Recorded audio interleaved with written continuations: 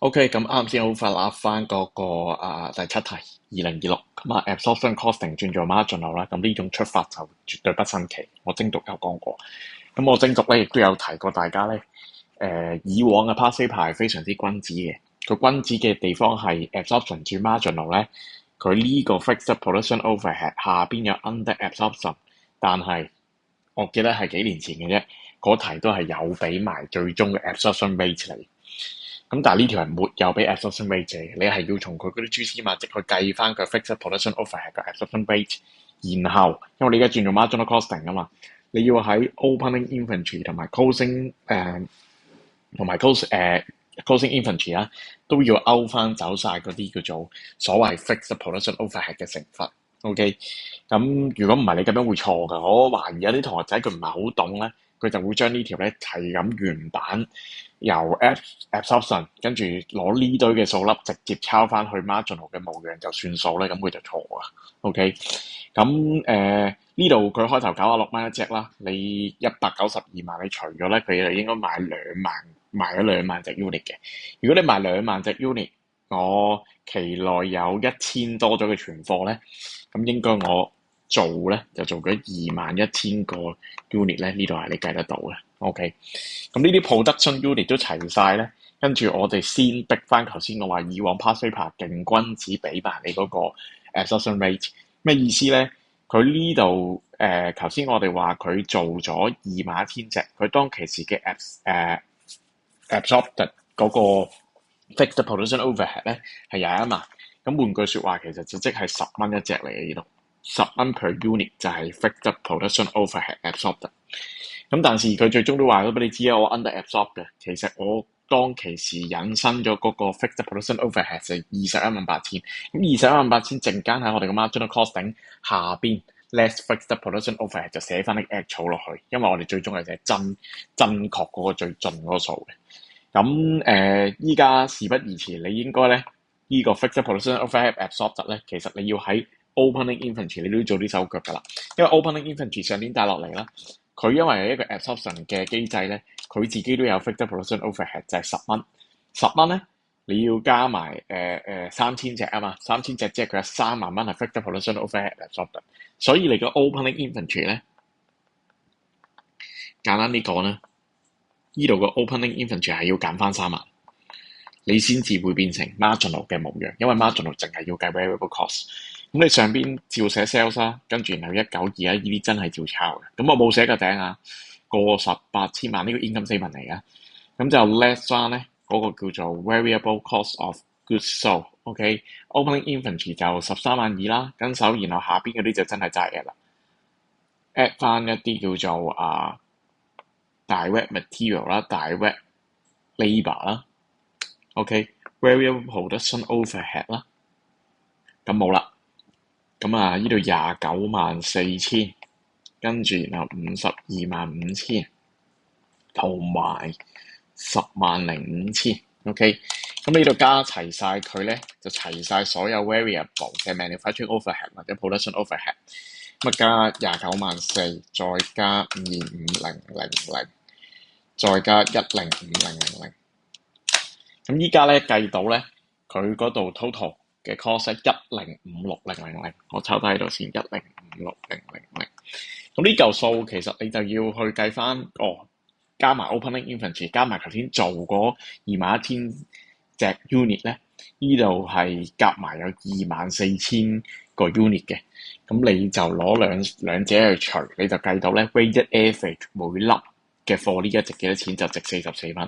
OK per unit。咁呢個44蚊 per unit 咧，乘翻佢陣間我哋有個叫做 less closing inventory， 因為畢竟佢有帶落下年嘅，咁應該咧就係乘4000乘翻44。OK， 4000乘44。OK， 咁就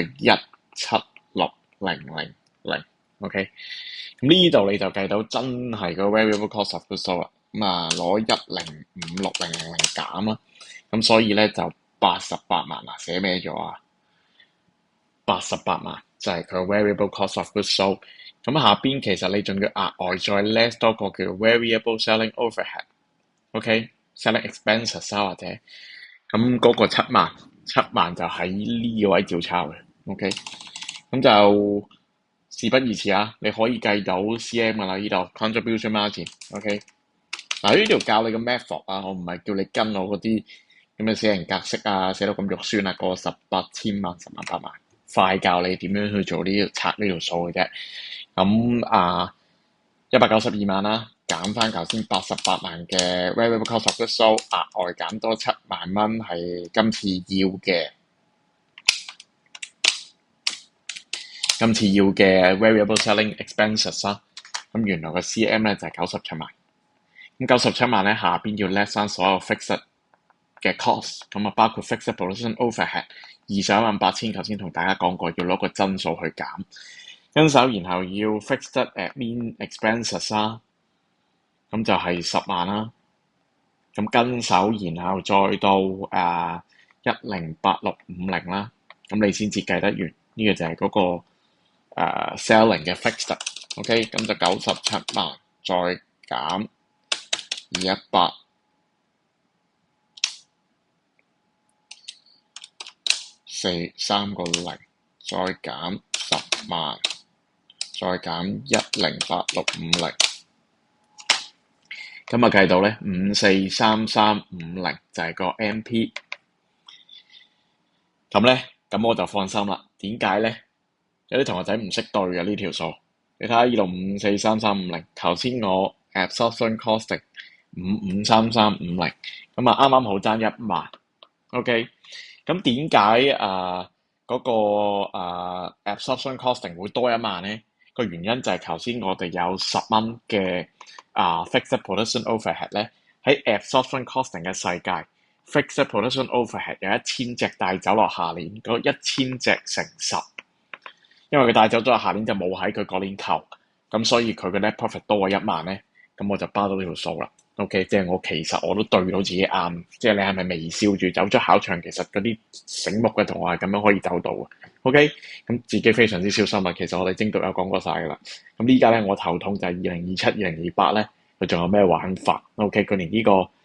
以前嗰種君子俾埋個per